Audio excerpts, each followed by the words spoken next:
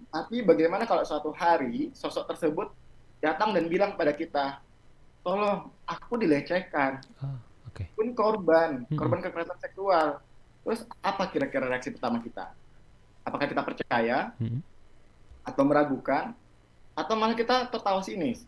Nah, Mmm, disinilah sebenarnya Mas Hans, iya. masalah kita semua gitu ya. Mhm, Masalah kita bermulai itu dari sini. mhm. Di mana laki-laki itu seperti yang Mas Hans sampaikan, bahwa laki-laki itu sebagai korban itu kadang bukan tidak ada Mas Hans, Iya. tapi tidak diberi ruang untuk ada sebenarnya. Mhm, Sehingga selama ini laki-laki itu dibentuk dalam konstruksi sosial yang sangat sempit, mhm. di mana kita bisa melihat dari kalimat-kalimat kecil yang terus diulang sejak kecil, bahkan kita selalu mendengar bahwa ah kamu jangan nangis, kamu kan Oh iya, cowok, betul.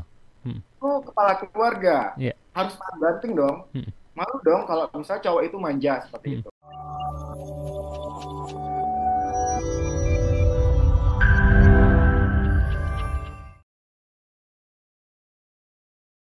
Hari ini kita akan ngobrol santai tapi cukup bermakna tentang sebuah realita yang sering terabaikan. Pria sebagai korban kekerasan seksual.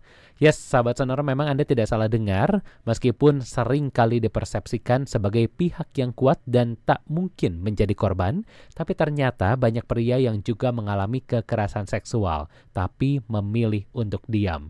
Bukan karena tidak ingin bicara, tapi karena tak didengar. Dalam talkshow kali ini Hans akan mencoba untuk membuka ruang bukan hanya untuk mendengar, tapi juga untuk memahami bahwa korban kekerasan seksual bisa terjadi pada siapa saja dan setiap suara layak dihargai serta diperjuangkan. Oleh karena itu sudah hadir bersama dengan Hans malam hari ini tersambung melalui via Zoom psikolog, konselor, dan juga aktivis yang akan berbagi pandangan pengalaman bersama dengan Anda. Kita sapa dulu ada Mas Yudi Hardianto, SH, SPSI, MH, MPSI, psikolog ya. Ini PK Indonesia wilayah Jawa Tengah. Selamat malam Mas Yudi, apa kabarnya?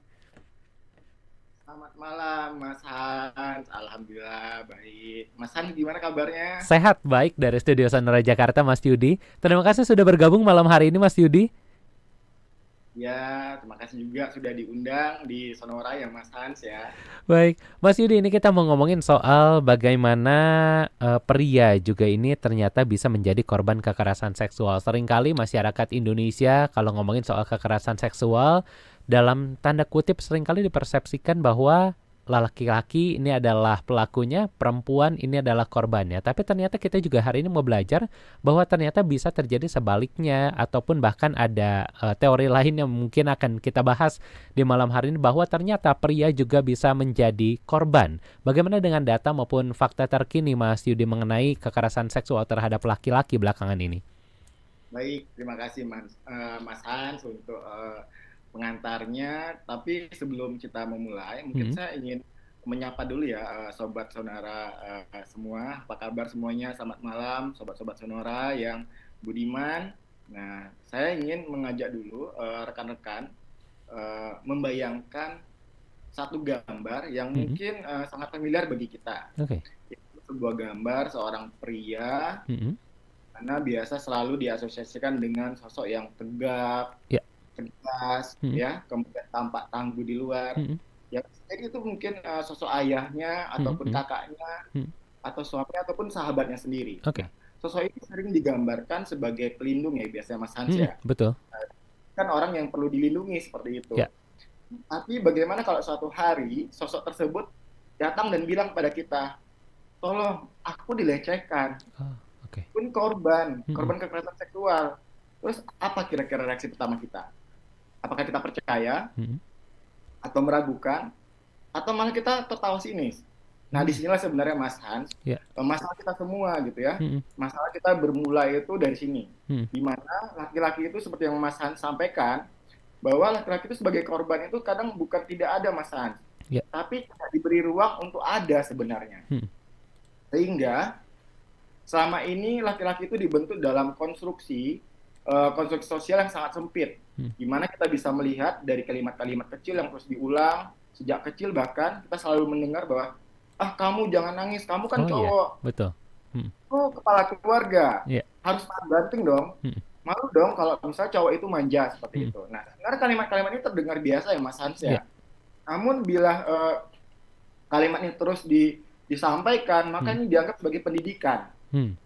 Dalam psikologi ini termasuk dalam bentuk gender socialization, Hmm. di mana yang mengarahkan laki-laki untuk dapat menekan emosi Ya. dan menghindari peran sebagai korban. Oke. Nah, akhirnya ketika kekerasan seksual itu benar-benar terjadi, laki-laki tidak tahu harus berbuat apa. Ya. Bahkan karena mereka tidak luka, tapi karena mereka itu mereka itu diajari untuk tidak boleh menunjukkan luka sebenarnya. Ya. Kalau kita berbicara data nih Mas Hans, Hmm. saya melihat dari laporan sebuah organisasi yang khusus untuk penyintas laki-laki di Amerika itu menyebutkan bahwa 1 dari 6 laki-laki pernah mengalami pelecehan seksual, Hmm. di mana usianya itu sebelum usia 18 tahun. Hmm. Nah, di Indonesia sendiri bagaimana? Ternyata di Indonesia sendiri datanya lebih rumit. Oh, gitu. Mengapa? Ya. Karena angka pelaporan itu sangat rendah, Mas Hans. Oh, betul. Tapi saya lihat laporan dari LBH Apik dan Hmm. Komnas Perempuan Hmm. itu mencatat adanya kasus-kasus kekerasan seksual pada laki-laki, Hmm. baik anak-anak maupun dewasa, Ya. terutama di institusi pendidikan, Hmm. tempat kerja, hingga hubungan dekat sekalipun. Hmm. Dan ironisnya nih Mas Hans, banyak yang tidak dilaporkan karena korban itu takut justru ditertawakan Oh, ya. atau dianggap tidak maskulin lah istilahnya Betul, seperti betul, itu betul. gitu ya. Iya. Nah, dalam teori psikologi perkembangan dan trauma itu dikenal dengan istilah namanya role strain, Hmm. yaitu tekanan yang muncul ketika seseorang tidak mampu memenuhi peran sosial yang dilekatkan padanya. Hmm. Jadi, kita bisa bayangkan dong seorang pria yang dilecehkan, kemudian di satu sisi dia trauma dan masa kotor, kemudian Hmm. takut, Hmm. marah, tapi di sisi lain masyarakat bilang laki-laki itu harus kuat, Ya. laki-laki itu penakluk, bukan yang ditaklukkan. Hmm. Nah, inilah konflik sebenarnya Mas San, konflik internal yang disebut sebagai maskulinitas toksik yang yang selalu disebut oleh Gen Z sekarang itu kan, Hmm. wah Betul, toksik betul. maskulin. Ya. Iya. Nah, ketika standar laki-laki ini justru jadi ketika standar sosial soal laki-laki ini yang menjadi masalah justru malah membatasi kemanusiaannya itu sendiri Hmm. gitu. Jadi analogi gampangnya tuh begini, ya bayangkan aja Mas Hans itu punya luka bakar di tangan. Hmm.